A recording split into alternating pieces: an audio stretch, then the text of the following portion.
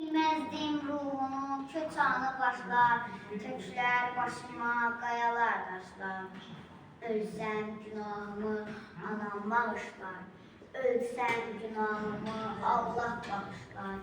Əgər alınmasaydı vətən torpağı, əlbət bağışlamaz, ah bağışlamaz. Vətən dediyimiz qurca daşlar.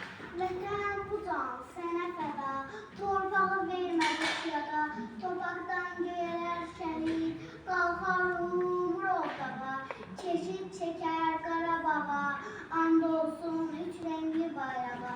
Öldürməsə ölməz şəhid, öldürməsə ölməz şəhid. Məzarlar üstündə güllərə dəymə, şəhid yarasıdır incilər onu. Doğmalar çəkilib gedəndən sonra, çiçəklər danışar dindirər onu. Çiçəklər danışar dindirər onu.